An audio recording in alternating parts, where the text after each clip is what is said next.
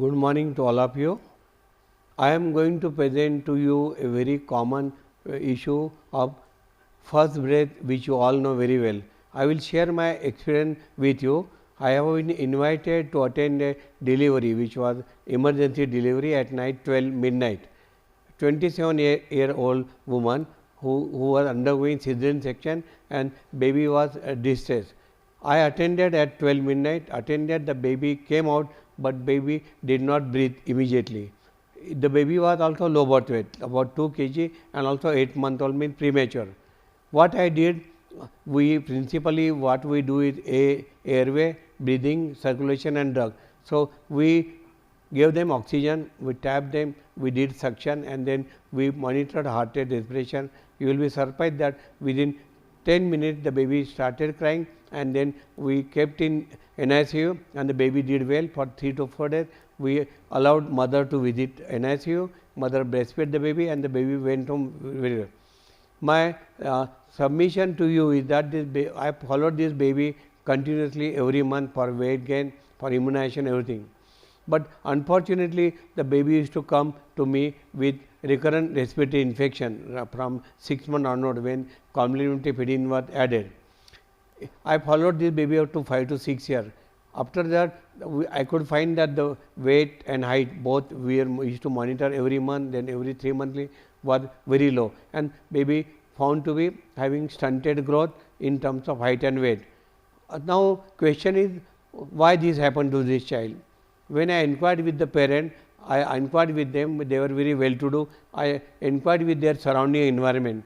They told me, sir, we are living near the colliery, near the mill. So, the environment which was there near the colliery, near the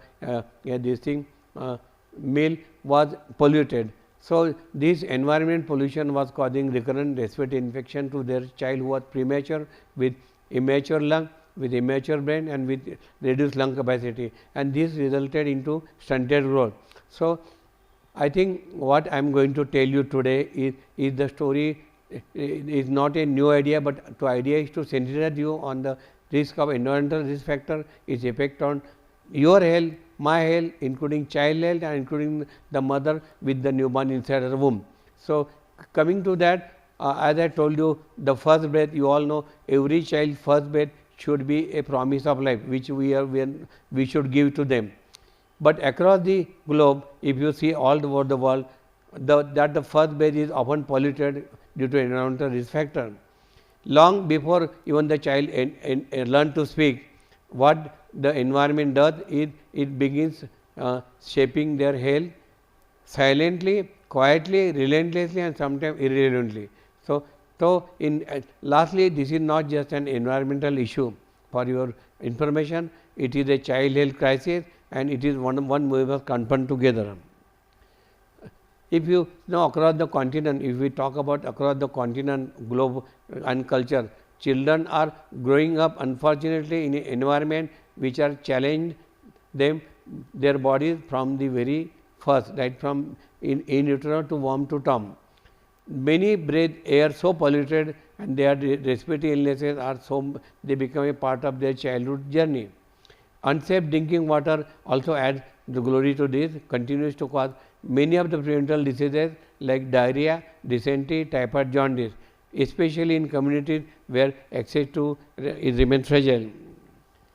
Now, coming to malnutrition, which is an important factor in child health, which is intensified by changing the climate pattern, changing the heat wave, because of flood which are coming, drought that weaken the immunity and stunted the growth. Toxic exposure, I think you all know very well, even right from even cosmetic to industrial pollutant to chemical in food that we eat and home, that all silently affect the brain development and learning capacity.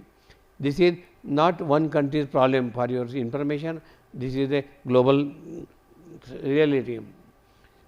Globally, if you see, the number of children suffering from environmental risk factor is soaring. More than thousands and lakhs of children are suffering. According to global health estimate, more than 1.7 million children, they under the age of 5, die each year due to environmental risk, which can be preventable. Most of them, 60 to 70% can be prevented.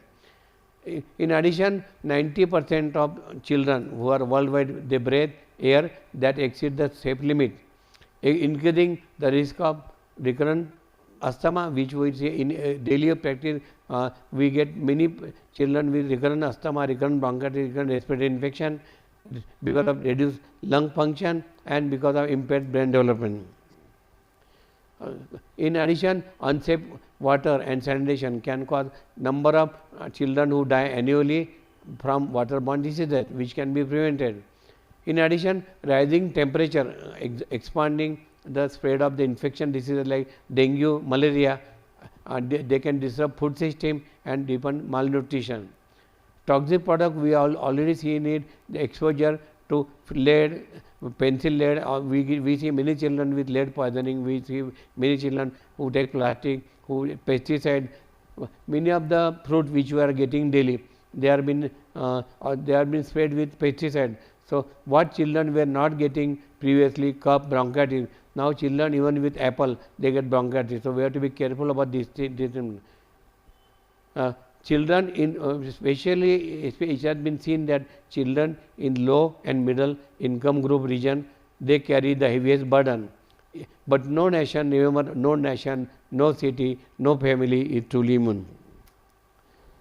Children, we should see children are not miniature adult, we should consider them as miniature adult, because their lungs are still forming, their immune system is still learning, their brains are still wiring for the foundation of the future human being. Unfortunately, they do not choose the air they breathe, we give them polluted air. They do not choose the water they drink, we give unsafe drinking water. They do not choose the environment they are born into. Secondly, if we say that when we pollute them, we are not just damaging their ecosystem, but we are also quietly softening their childhood journey. A child coughing during playtime anywhere in the world, or a child missing school due to preventable diseases like I told you, diarrhea, dysentery, typhoid, jaundice, and a child struggling to learn because of toxic exposure. These all occur in different countries, giving them same injustice all over the world. So, what can we do? See, the idea of TED is idea I have given you that this is the idea. Imagination is that we must imagine the world free of environmental risk and innovation. What innovation we can bring to make them environmental free and child and healthy environment and healthy children. So, as an individual, I will appeal to you, we can reduce water, we can conserve energy, we can make mindful choice that reduces the pollution. As a community, all of us, what we can do is we demand clean air by legislation, we can demand safe water, which is our right to live here.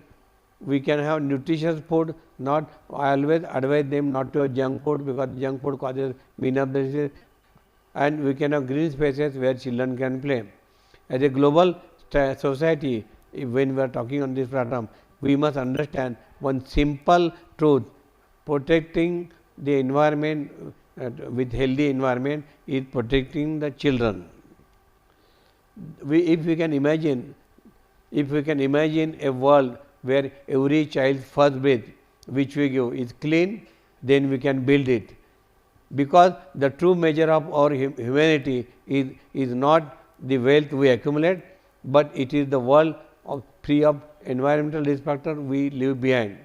Let us ensure that for every child, everywhere, the first breath which he takes and every breath afterward is a healthy one. What we want to see is that we must provide a children, they deserve clean air, not with mass.